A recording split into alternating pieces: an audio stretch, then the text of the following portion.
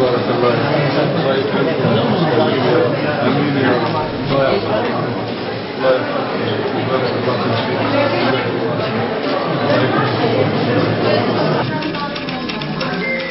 اسمحوا لي قبل أن نبدأ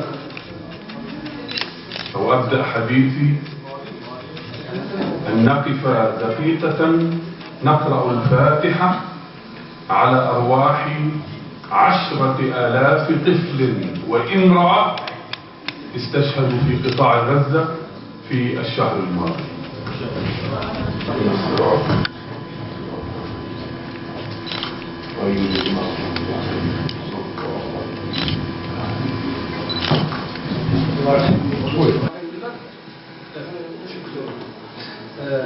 يقول أنتم قلتم إذا تحرك الشعب يتحرك الحكام. Maalesef tüm dünyada izliyor. العالم يتفرج.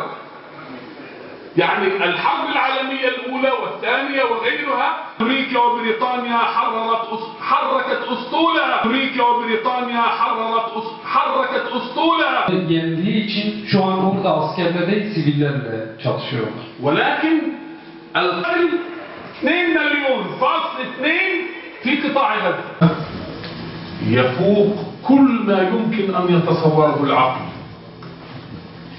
Bir aydır Gazze'de yaşananlar yani artık akıl almaz bir dereceye ulaştı. شخصيا عشت آثار نكبة 1948 ثم شهدت في داخل فلسطين حرب عام 1967 ولكن ما يحدث الآن لم يحدث سابقا في داخل فلسطين. Ben diyor Nekbe'yi yaşadım. 1948'de Nekbe'yi yaşadım. Sonra 1967 savaşlarına da şahit oldum ama Filistin'in tarihinde şimdiye kadar bugün Gazze'de olanlar gibi bir şey olmamıştır. ما يحدث أفضل توصيف له على أنه جنوسايد ومذابح تركز على قتل الأطفال والنساء وكبار السن والشباب. Yani olayları şu şekilde en iyi bu şekilde ifade edebiliriz. Orada bir soykırım var. Çocuklar, kadınlar ve yaşlıların bilerek öldürüldüğü bir soykırım yaşanıyor. يعني لا يقتلون العسكريين. عندما يواجهون المقاومة تغلبهم. Yani orada askerlerle savaşmıyorlar. Çünkü Hamas'la çatıştıklarında Hamas onları yendiği için şu an orada askerler değil sivillerle çalışıyorlar. ولكن القتل وآلة القتل في الإنسان ما جريمة الطفل؟ ما جريمة الطفل الذي كان في أحشاء أمه يخرج ميتا؟ Bu çocukların suçları ne? Anne karnında ölü doğan bir çocuğun suçu ne olabilir? قبل أيام رأيت هذا المنظر بعيني في مستشفى الشفاء في غزة. Birkaç gün önce bu manzarayı kendi gözümle gördüm. Gazze'deki Şifa Hastanesi'nde böyle bir olay yaşandı. الأم استشهدت وأرادوا أن يخرج الطفل وهي ملقاة على الأرض ومع الأسف أخرجوا الطفل الجنين ميتا. Annesi vefat etmişti. Kadını yere yatırıp bari içindeki çocuğu sağ kurtaralım diye uğraştılar ama maalesef onu da ölü olarak çıkardılar. لي أحد أقارب في قطاع غزة أتصل بهم أحيانا لا نتصل بعد يومين 3 عندما تسألهم عن أحوالكم يقول الحمد لله. Orada diyor akrabalarım var. Her zaman ulaşım da sağlayamıyorum. Bazen arıyorum. Birkaç gün sonra ulaşıyorum. Nasılsınız diyorum. Diyorlar ki elhamdülillah. يرون القتل ويرون الموت بيوتهم هدمت كل شيء قد هدم ومع هذا ما تسمع منهم إلا الحمد لله رب العالمين. Evleri yıkılıyorlar, ölümü görüyorlar, bir soykırıma şahit oluyorlar ama yine de söyledikleri tek şey elhamdülillah. أي إيمان هذا؟ Bu nasıl bir imandır? والله أن إيمانهم لو وسع على كل المسلمين في الأرض لوسعتهم. Diyor vallahi imanlarını tüm ümmete dağıtsak herkese yeter. يهدم بيته تقتل الأسرة كاملة الجد والجدة والأب والأم والأطفال الأحفاد. بعض العائلات في قطاع غزة مسحت تماما. نحن نتكلم عن 50 فردا مسحوا مسحا. Evleri yıkılıyor diyor. Bu yıkılma sırasında dede, nine, anne, baba, çocuk hepsi ölüyor. Yani 50 kişilik ailelerin yok olduğu, tamamen yok olduğu şeyler var Gazze'de. ولهذا ما يحدث حرب إبادة. حرب إبادة لا يريدون لمسلم في قطاع غزة أن يبقى. Onun için bu bir etnik temizliktir. Tamamen Gazze'de hiçbir Müslümanın kalmamasını hedefliyorlar. خطتهم قتل 2 مليون فاصل 2 في قطاع غزة. 2 milyon insanı Gazze'de tamamen öldürmek istiyorlar. وهذا يحدث والعالم كله يتفرج. Bu olurken maalesef tüm dünyada izliyor. العالم يتفرج. يعني الحرب العالمية الأولى والثانية وغيرها لم تكن عندنا وسائل التواصل هذه والكاميرات. الآن عندنا كل الوسائل فنراها كل ليلة كل دقيقة كل ثانية ونحن نتفرج ولا نفعل شيئا. Birinci Dünya, İkinci Dünya ve diğer savaşlarda sosyal medya bu kadar gelişmemişti. Direkt görmüyorduk. Şu an her şeyi dakikasına takip ediyoruz ama maalesef susmak dışında hiçbir şey yapmıyoruz. أنا لست حزينا على أهلنا الذين يستشهدون في قطاع غزة. أنا حزين علينا أننا لا نفعل شيء أكثر من أن نجمع التبرعات وندعو الله سبحانه وتعالى. Ben Gazze'de ölen akrabalarım için üzgün değilim. Ben bizim bu şekilde suskunluğumuz sadece yardım ve dua göndermemize suskunum. Buna üzülüyorum ben. هذا لا يكفي. Bu yeterli. اليوم 32 يوم من هذا القتل الممنهج الذي ترعاه أمريكا وبريطانيا وفرنسا وألمانيا. Neredeyse bir ay geçti. Bu durumu, bu planlı bir şekilde yapılan soykırımı Amerika, İngiltere, Almanya ve Fransa'nın yaptığı bu soykırımı izliyor. الذي يحارب أهلنا في قطاع غزة ليست إسرائيل لوحدها بل الولايات المتحدة الأمريكية التي استقبلنا هنا في تركيا وزير خارجيتها بيل لينكن الذي على يده دماء الأطفال في قطاع غزة. Orada savaşan, Müslümanlara karşı savaşan sadece İsrail değil, Birleşmiş Milletler. O Birleşmiş Milletler ki biz geçen onun Dışişleri Bakanı'nı burada ağırladık. Bu adamın elinde çocuk kanı vardır. وهذه نقطة مهمة. نقطة مهمة أن ننتبه إليها أن الحرب ليست مع إسرائيل. الحرب مع الولايات المتحدة الأمريكية وبريطانيا وفرنسا وألمانيا وكندا وغيرها من البلاد الأوروبية. Bu çok önemli bir nokta ve üstünde durmamız gerekiyor. Savaş sadece İsrail'le değil, Birleşmiş Milletler'le, Fransa, Almanya, İngiltere ve diğer Avrupa ülkeleriyle yapılıyor. Sadece karşımızda İsrail yok. وخير ما يصور هذا في القرآن الكريم في سورة الأحزاب. أفضل تصوير لما يحدث الآن في سورة الأحزاب. Yani şu an diyor bizim bu halimizi özetleyen bir ayet var Ahzab suresinde. Şimdi hocamız onu okuyacak.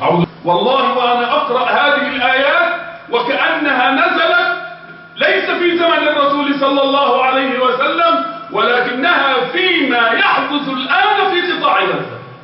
Bu ayeti okuduğumda diyor vallahi ben şunu sanıyorum, sanki bu ayet Peygamber Efendimiz zamanında değil de şu an Gazze'de yapılan durum için indirilmiş bir ayettir. Ben bu şekilde sanıyorum. Diyor 30 ton bombayla vurmuştu ama şu an Gazze'de 2 atom bombası seviyesinde, bunun şiddetinde bomba atıldı Gazze'ye.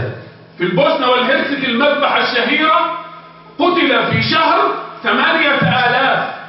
نحن في غزة قتل في شهر 10,000 طفل وإذ معظمهم من النساء والأطفال.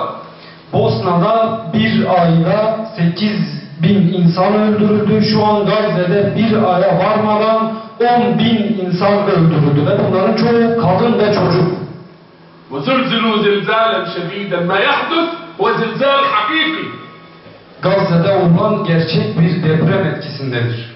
وإذ يقول المنافقون من منافق العرب حكام العرب الذين يشاهدون ويتآمرون مع إسرائيل ومع أمريكا، وإذ يقول المنافقون والذين في قلوبهم مرض والله أننا نراهم حكام السعودية والإمارات والبحرين وكل هذه الدول هي تساند العدو الصهيوني وتمده بالوقود وتمد طائراته وتمده بكل أنواع القوة. هؤلاء هم زعماء العرب مع الأسف الشديد. Bu Araplar diyor kalplerinde hastalık olan Arap hükümdarları, Arap liderleri görüyoruz ki İsrail'e her şekilde destek veriyorlar.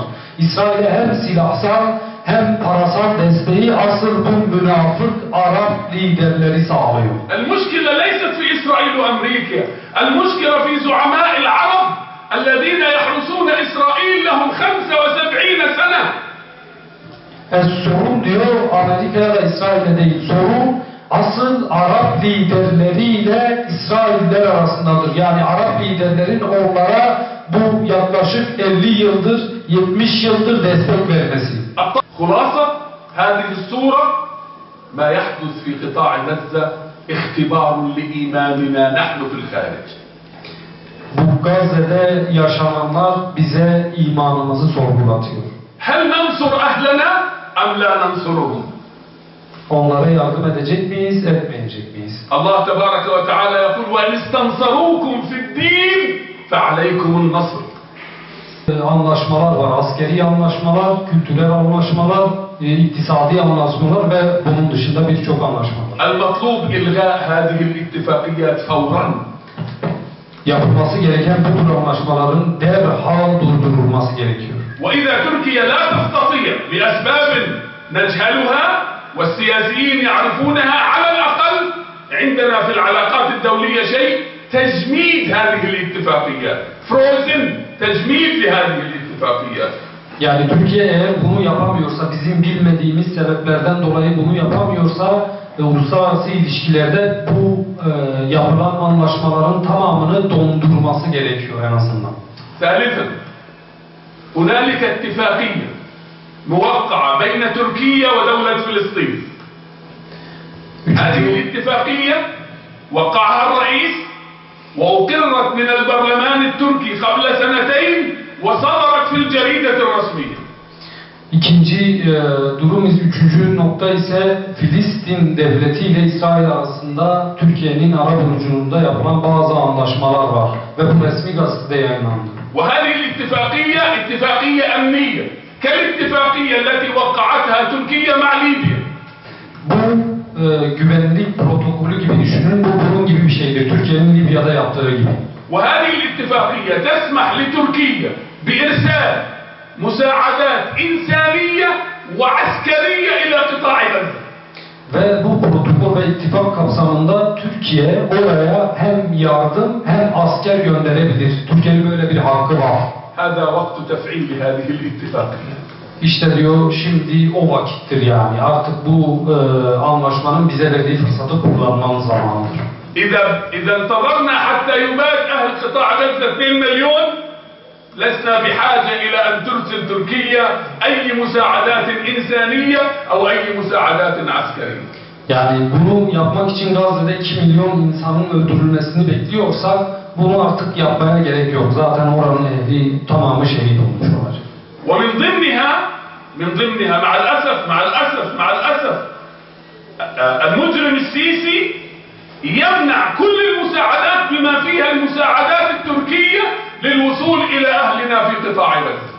Ve diyor maalesef görüyoruz ki Sisi içerisinde Türkiye'den giden yardımlarının da olduğu bu yardımları kesinlikle Gazze'ye sokmuyor, orada bekletiyor. Ve bu yardımların içerisinde Türkiye'de gidenler de var. قبل أيام في اسطنبول ذكر لي أحد الإخوة الأتراك أنه بقي على معبر رفح 10 أيام ومعهم سيارات إسعاف وأدوات طبية يريد أن يدخلوها إلى قطاع غزة ووصفوا جميع من يعرفون نظام المجرم عبد الفتاح السيسي قال لا نسمح لها بالدخول إلى قطاع غزة.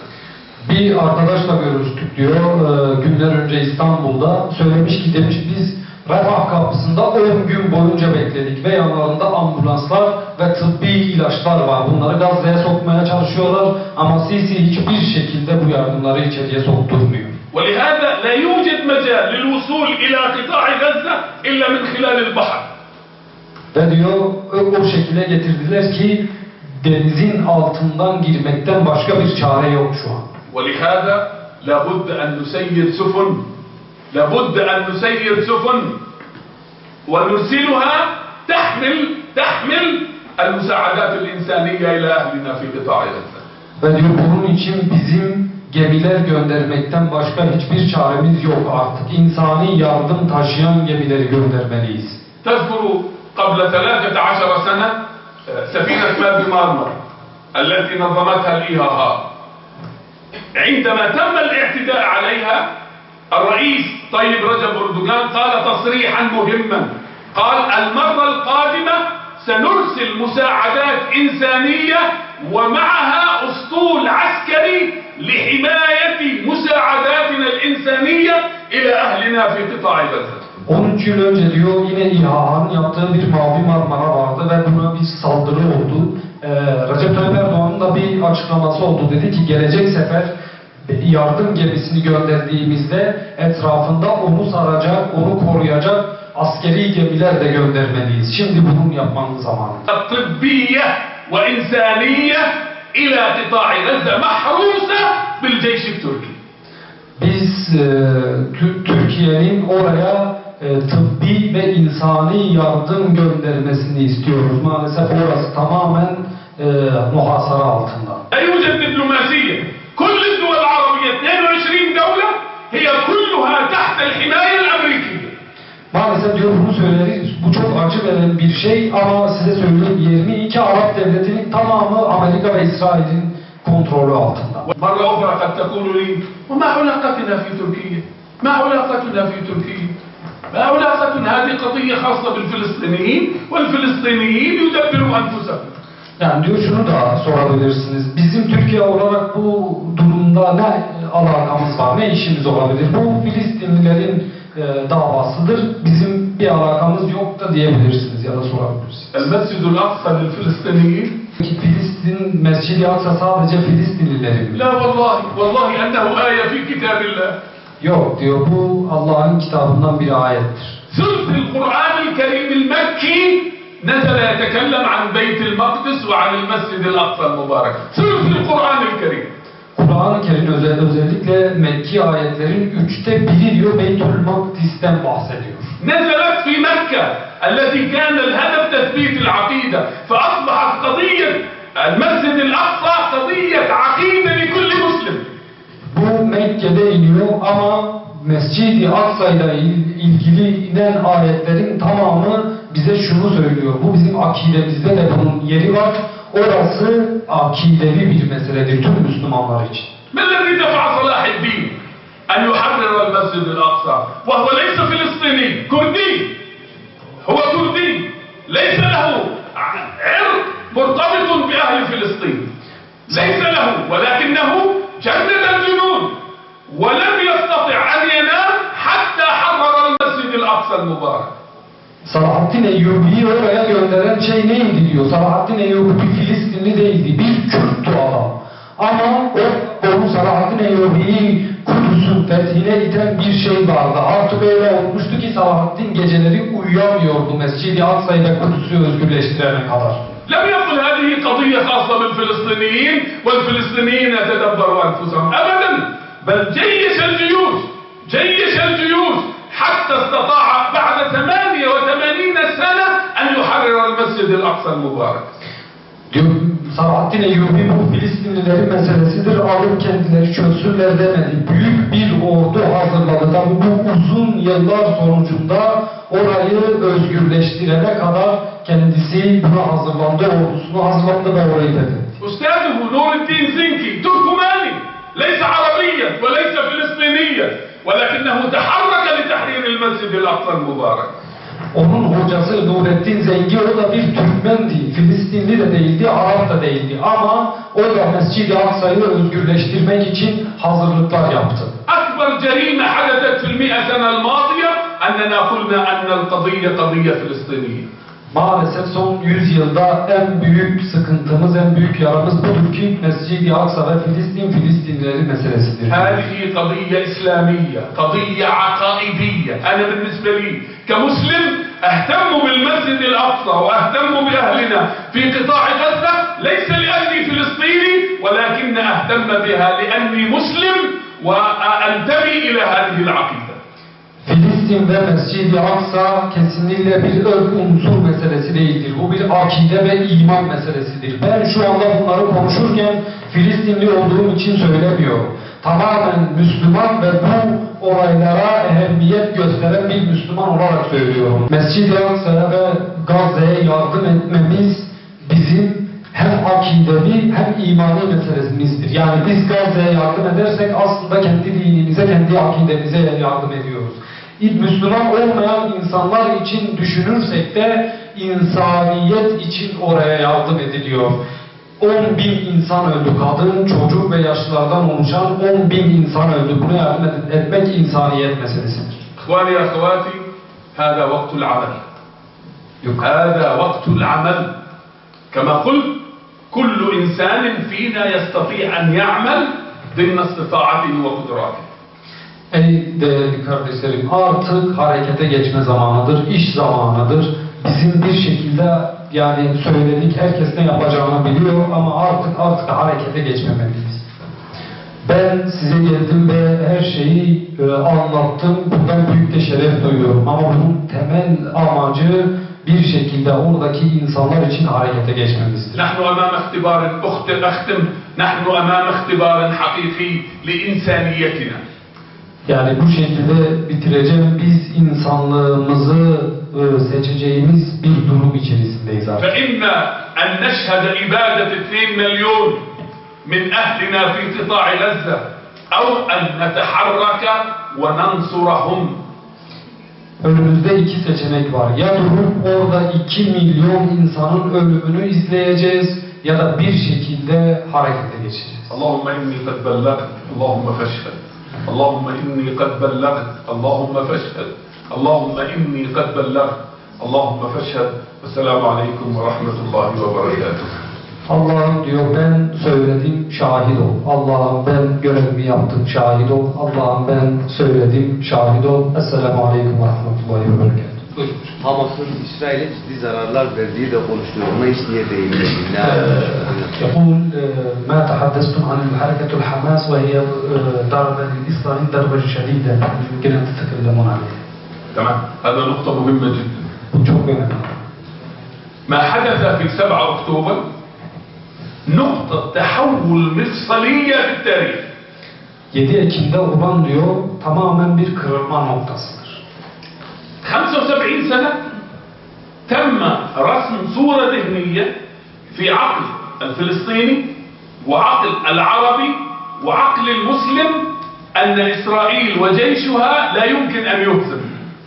Yani işgalden beri maalesef hem Filistinlilerin hem İsraillerin hem diğer insanların aklında şu oluşmuştu. İsrail yenilmez bir güçtür. يعني قوة عظيمة جدا لا يمكن أن يهزم جيشها ولهذا سموا جيشها الجيش الذي لا يقهر. Ve diyor bunun için yani bu kadar güçlüdür ve bu şekilde yenilmez güç olarak adlandırılıyordu. وفي نفس الوقت هذه الصورة الذهنية نشرها الإعلام الصهيوني لدى المواطن الإسرائيلي.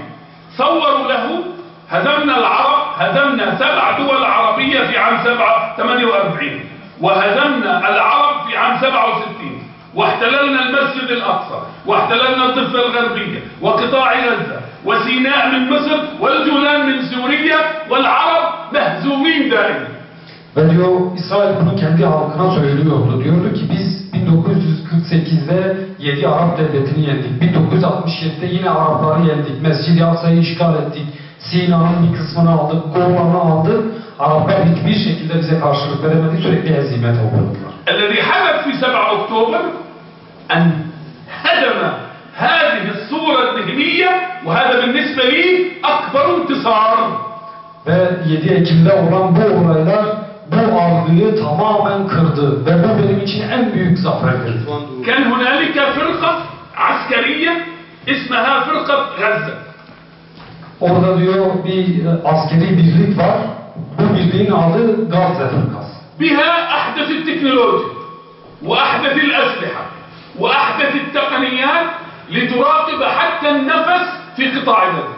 Yani en teknolojinin en üst seviyesini, istihbaratın en üst seviyesini kullanıyorlar. Gazze'deki insanların nefes alışlarını dahi takip edebilmek için. خلال 25 دقيقة 25 dakikada 1200 من رجال القسام yani 1200 Kassam Tugayı militan. 100 منهم حفظ لكتاب الله.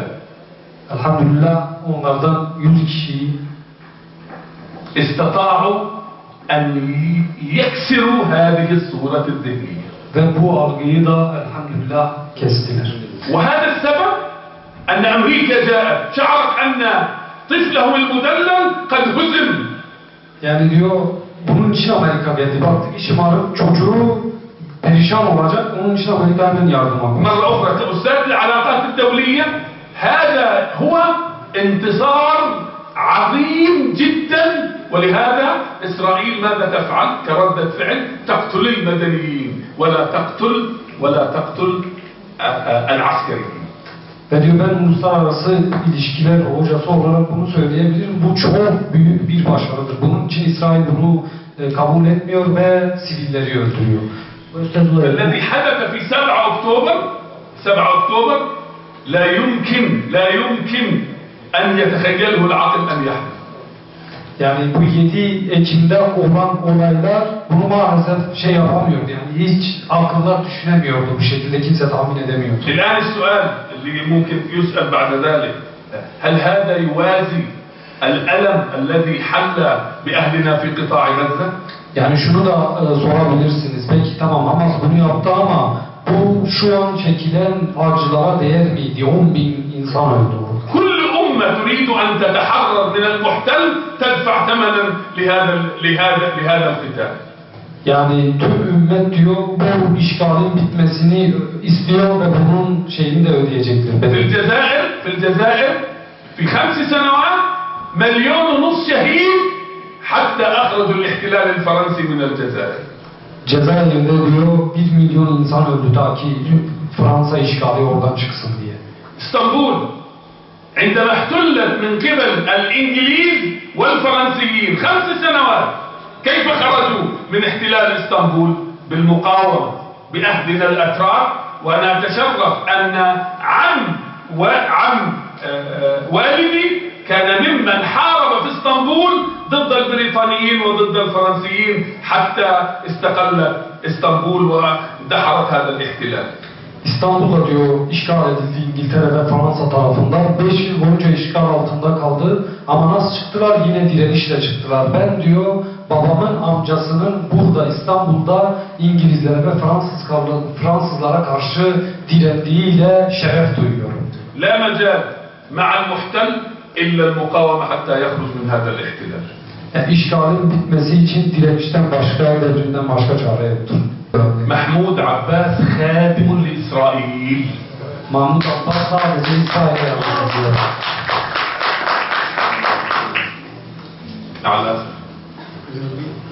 مع الأسف محمود عباس يقوم بدور قدر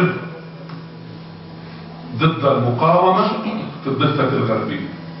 وهو الآن الأمريكان بلينكن في زيارته الأخيرة وعدهم إذا هزموا قطاع غزة سيعيدون رئيسا على دبابة أمريكية ليحكم قطاع غزة. Mahmut Abbas diyor Batı Şeria'da direnişe karşı tamamen baskılayıcı bir politika izliyor.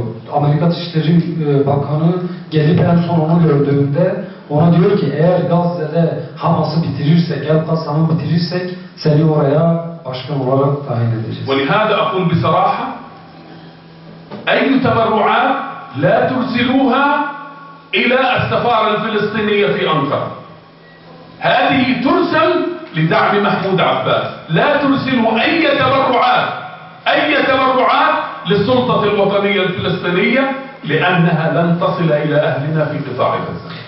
için diyor şunu söylüyorum size, gönderdiğiniz yardımları kesinlikle Türkiye'deki Filistin dışlarına, Filistin konsolosluğuna göndermeyin. Oraya giden yardımlar Mahmud Abbas'ın kendisine gidiyor. Kesinlikle oraya yardım göndermeyin. هنالك أوقاف فلسطينية موجودة في إسطنبول توصل المساعدات مباشرة. Vakıflar var, Filistinli vakıflar İstanbul'da. Bunlara yardım gönderin. Bunlar direkt olarak Gazze'ye gönderin. ومعروفة ومشهود لها ويوصلون الأموال أولا بأول. Yani bu bilinen bir şeydir. Bir şey olduğunda Gazze'de onlar kendileri ilk olarak zaten onlar yardım gönderiyor. أنا من وجهي يعني تعرف الناس من وجوهي سماهم في وجوهي حافظ القرآن الله يعني نحن نشرف منكم الدعاء لأهلنا. لا يمكن هؤلاء قطعة السلاح التي تعطيها تسجلها عليهم. لا يمكن أن يستعملوها ضد إسرائيل.